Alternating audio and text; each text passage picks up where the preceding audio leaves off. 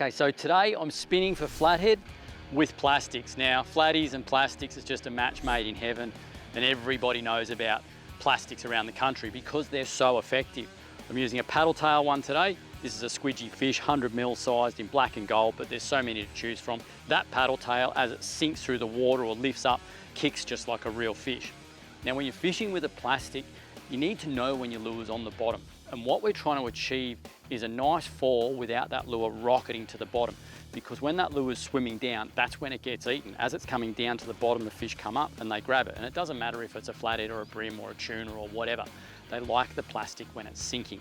So what I'm fishing here is a bit of a drop off. It goes from about 1 metre of water out to 7 where I am here. So I'm going to cast in. We want to hop that lure down the drop off where the flatties will be sitting.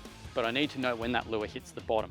So there's a couple of tricks to knowing that. First of all, if you want to get a good sink on your plastic, never cast where the boat's been, okay? So what's happening that, if you do that, is the boat's going that way, and if I've cast that way, I can't get that lure to fall.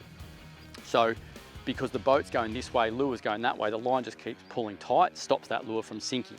So either cast out from your drift or on a slight angle towards it. If you've got a fast wind or a strong wind, you can cast that way. That works well too, so cast with the drift. So from this point here, I'm going to cast in here. I'm going to cast at about that 45-degree angle from the nose of the boat. I'm going to punch that lure out as far as we can. Okay, hit the bottom or hit the water.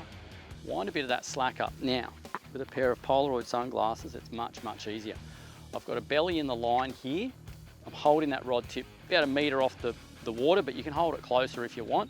And I'm just watching this plastic sinking. And if that line flicks or ticks or pulls tight, that's a bite. But at this point right now, I'm watching, there you go, the line just relaxed. So it had this sort of semi-tight bow to it, and then it just went, ugh, and it just went limp. So now that plastic's down, I'm gonna give it that big hop. So 1, 2, like that. You could do one lift, you could do a shake, whatever you want. But the trick is, and the great thing with your flatties is you need to get the lure near the bottom so you can fish a heavier jig head. Once you've got the concept of it and you know what you're looking for with the line, then you can start playing around, go to lighter jig heads, things like that, because if you can get that slower fall, then you're giving it more hang time, you're keeping the lure in the zone for longer, and in many cases, it will result in you catching more fish.